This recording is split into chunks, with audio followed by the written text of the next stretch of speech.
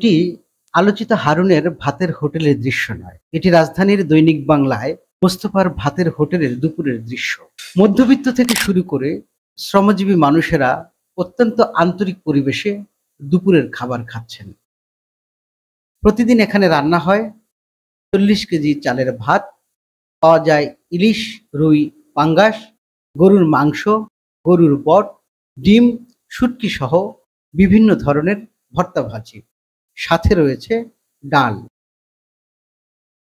হোটেলের মালিক রাজবাড়ীর মোহাম্মদ মোস্তফা জানান, ৫০ থেকে ৭০ টাকায় মাছ, ১৩০ টাকায় গরুর মাংস, ৮০ টাকায় গরুর বট, ৩০ টাকায় ২ রকমের ভাজি ভর্তায় এখানে মানুষ পেট পুরে খেতে পারেন।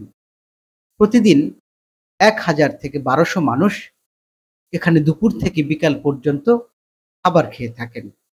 তিনি বলেন, এটা ১/১১।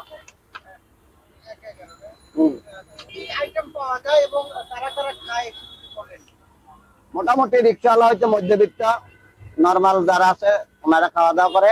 তারপরে রুই মাছ, পাঙ্গাস মাছ, গুড়া মাছ, ইলিশ মাছ, গরুর বট, তারপরে রুই মাছের ডিম, শুটকি ভর্তা, কচুর ভর্তা, আবার ভাজি, ডিম, এগুলো পাওয়া যায়। গরু গোস্ত পাওয়া যায়, বট পাওয়া যায়। মোটামুটি মনে করেন ৫০ টাকা মাছ আছে, ৬০ টাকা আছে, ৭০ টাকা আছে।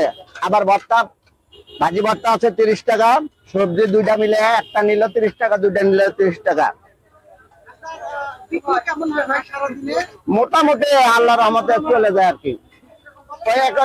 ওই কথাটা মনে করেন আমরা এটা ইসের উপরে নির্ভরশীল।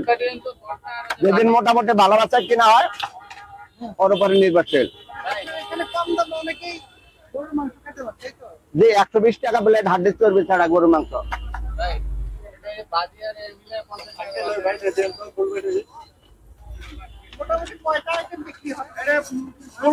দশটা, ১২টা, ১৫টা, ১০টা, ১২টা, ১৫টা, কোনদিন ৬টা, ৪টা। মানে ৪০ কেজি চাউলের হিসাব ধরনের করে।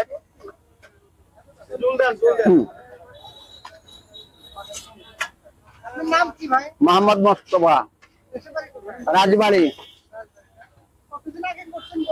এখানে করতেছে ১/১১-তে, 111 যে।